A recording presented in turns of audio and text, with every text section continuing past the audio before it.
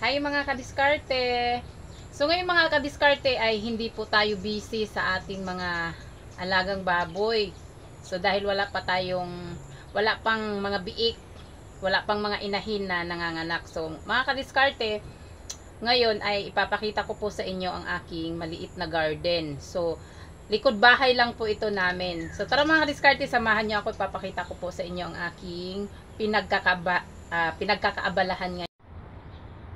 Ito po ay mag-aabono po tayo. So ito po ay nilagyan ko na po siya ng abono. At nilalagyan ko na rin po ng tubig. Halo-halo lang po natin. No? So dahil po ngayon ay malaki na po, no, mahaba na po yung ating mga tanim, kailangan na pong abonuhan. Ayan po ang aking maliit na garden. Yan po. So lapitan po natin. So ito po ay nilagyan ko po ng net. Itong aking garden dito. Nilagyan ko po ng net ito kasi po ang mga manok pumapasok po dito. So baliktad po ata, garden yung nilalagyan ng net, hindi yung manok ang nilalagay dito sa pinapasok dito sa net, no? So ito po, itong net na po ito, ang mga manok ko po kasi ay mga native. Ang mga native po kasi mahahaba yung pakpak. So kaya pag pinasok po natin dito sa net yung ating mga native na mga manok, no, nakakalabas lang din po kasi mataas po yun sila lumipad. So kaya ang ginawa ko po, itong net na to, yun yung nilalagyan ko na lang po yung garden ko po, nilalagyan ko na lang po ng net. So baliktad po, no, so para hindi po makapasok yung manok dito. Ngayon po ang perfect ng paglagay ng abono kasi po naulan. Ito po ang aking cucumber. So, ito po ay nag-uumpisa na po siyang, ayun po, namumulaklak na po yan sila. So, ito po ay cucumber. So, itong lupa po dito, bago po natin tinanim ito dito, itong ating mga gulay, ay yung lupa na yan, nilagyan ko po yan ng dumi ng mga alagang baboy.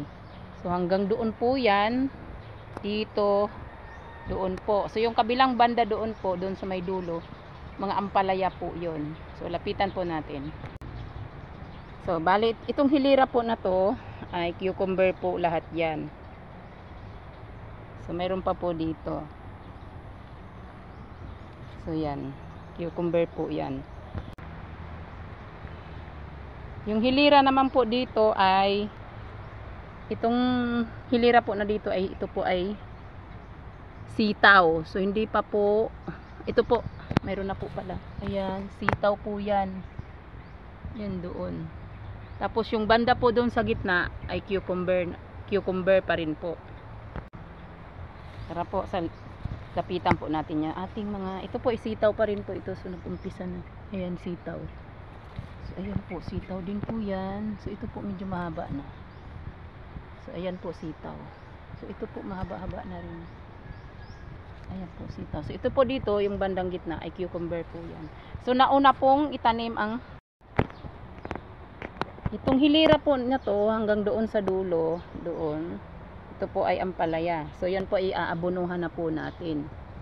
So kahit po nilagyan natin ito, yung lupa po nilagyan natin to dati ng dumi ng baboy, pero kailangan pa rin po pag ganito na po kalaki, lagyan pa rin po natin sila ng abono, no, para maganda po ang bunga.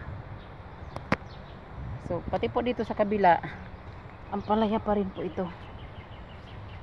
So yan, hanggang doon po yan sa dulo. So yan sa gilid, dadamuhan po natin yan.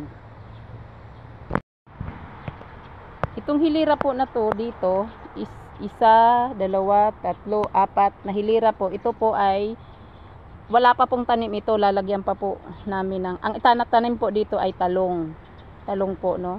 Lilinisan po muna, dadamuhan po, tapos saka lagyan ng talong. Mga talong po ito dito na area. So meron po tayong tanim na saging. Ayan. So ayan po. Yung tanim natin na saging. May puso na siya. Yan. So itong saging po na to ay latundan.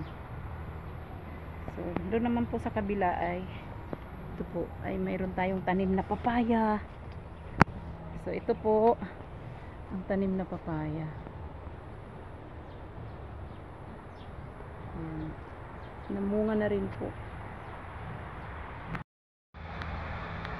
So ito pa po, mayroon pa po tayong tanim na papaya. Nag-uumpisa pa lang po siyang mamulaklak.